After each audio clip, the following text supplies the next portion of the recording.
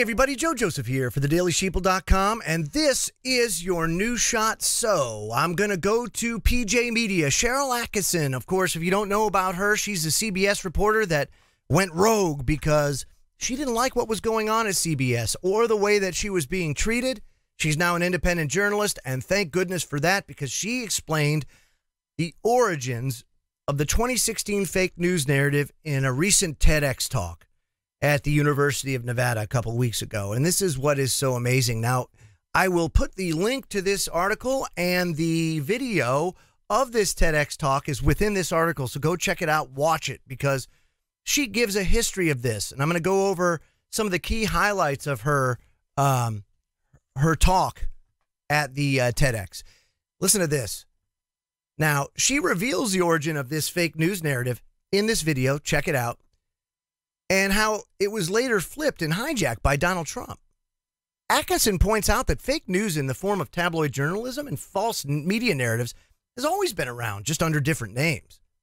But she noticed in 2016, there seemed to be a concerted effort by the mainstream media to focus America's attention on the idea of fake news in conservative media. And that looked like a propaganda effort to Atkinson, so she did a little digging. And believe it or not, she actually found the origin, or what she thinks is the origin, of this new spin to a little nonprofit called First Draft, which she explains appears to be about the first time that we saw fake news used in its modern context. Quote, on September 13th, 2016, First Draft announced a partnership to tackle malicious hoaxes and fake news reports.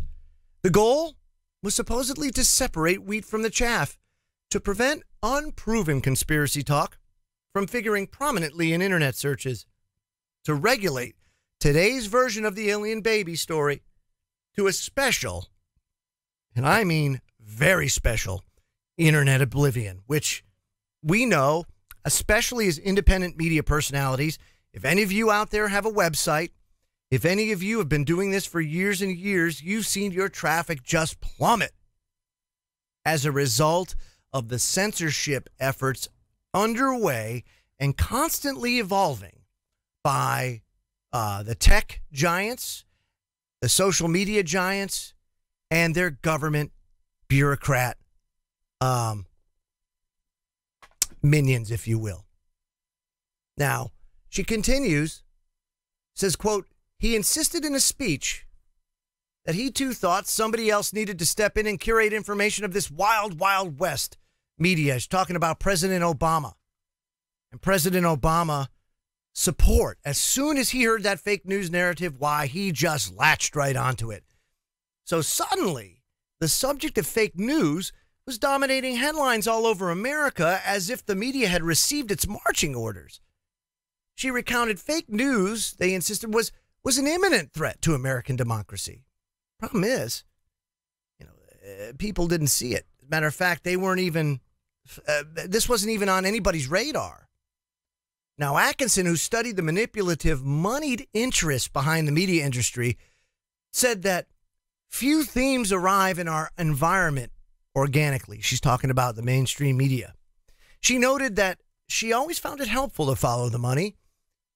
And she continues, she says, what if the whole anti-fake news campaign was an effort on somebody's part to keep us from seeing or believing certain websites and stories by controversializing them or labeling them as fake news? Because remember, that's all you got to do. Edward Bernays wrote the book Propaganda, one of the most powerful and most used books by the powers that shouldn't be. It is their playbook and how they manipulate the masses.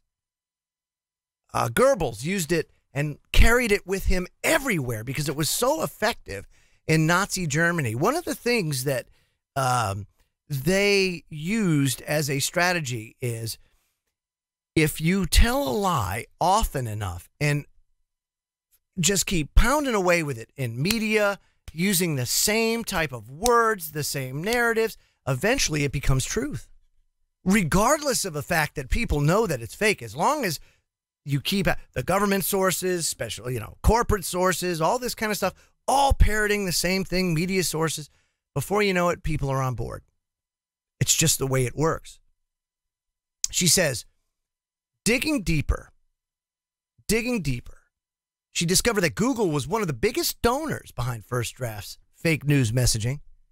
And of course, Google's parent company, Alphabet, was run by Eric Schmidt, who just so happened to be a huge Hillary Clinton supporter. As a matter of fact, he offered himself up, she said, as a campaign advisor and became a top multi-million-dollar donor to it.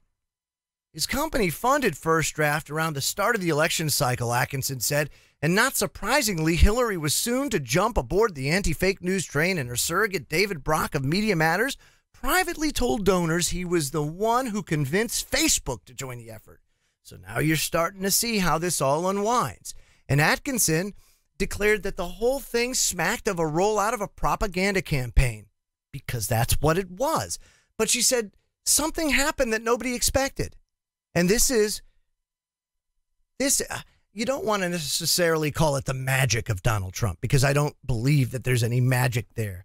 But I can say that the guy is very savvy. He's a New Yorker through and through, right? A survivor.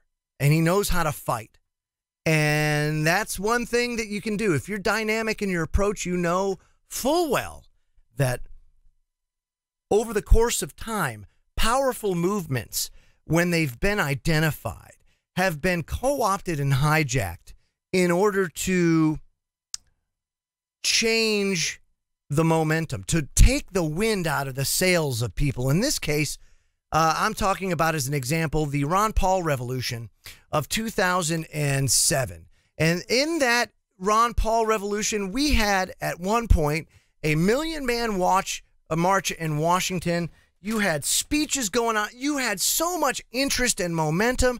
Ron Paul running for president on the Republican ticket. He had momentum like you wouldn't believe. And then you have these organizations like Freedom Works and the Tea Party that just comes in, they co-opt it, they pull the rug out under the Ron Paul campaign, totally neuter it, totally take away the momentum that he had, and it was game over. And all they had to do was just get in there and slightly tweak what was being said. Just slightly move it to the left. It's kind of like when you build a house, right? So you build a house, you start with the foundation.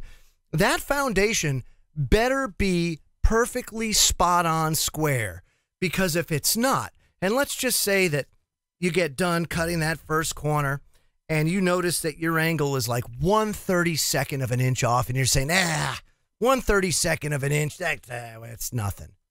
Well, by the time you get down to the other side of the house to make your other cut, you're 4 and 5 inches off, because that little change down at that cut, at that corner, created, by the time you got to the other side of the house, you're lost. You're lost. And because that foundation isn't solid, that house will never be sturdy.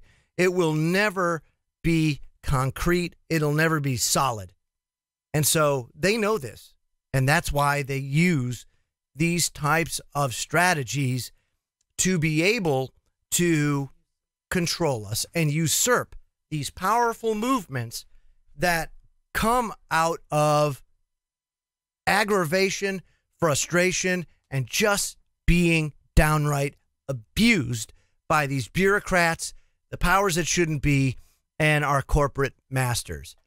So Donald Trump co-opts the term fake news and completely turns it around so that even those who were originally promoting it start running away from the term, including the Washington Post, which she noted later backed away from using the term. Atkinson called Trump's accomplishment basically a hostile takeover of the term and cautioned people to always be aware of powerful interests who might be trying to manipulate their opinions. And so she gave 2 warning signs to look for whenever you might think that there's some shenanigans going on. One, she says, is when the media tries to shape or censor facts and opinions rather than report on them. That's something that the media should never do. They should be transparent and an open book, and they should be reporting on these things, not censoring them.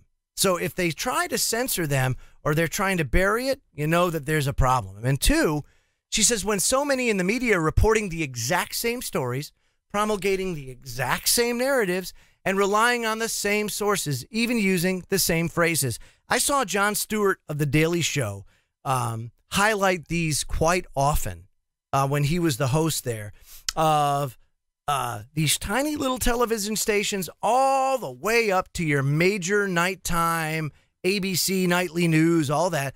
They are saying the exact, it's almost like they're reading off the same teleprompter. They are telling the exact same story from the big boys at the top all the way down to your country bumpkin little news stations down at the bottom. And when you see that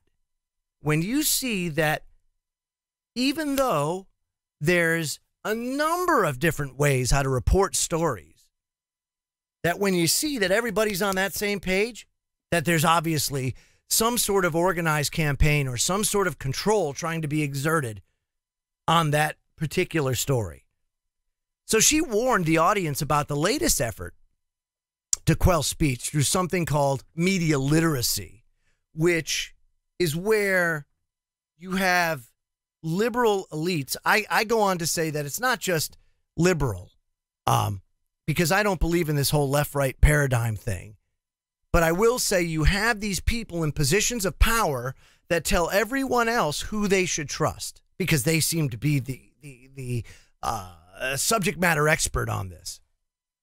She says this, quote, media literacy advocates are busy trying to get state laws passed to require that their version of media literacy be taught in public schools. And what more, they're developing websites and partnering with universities.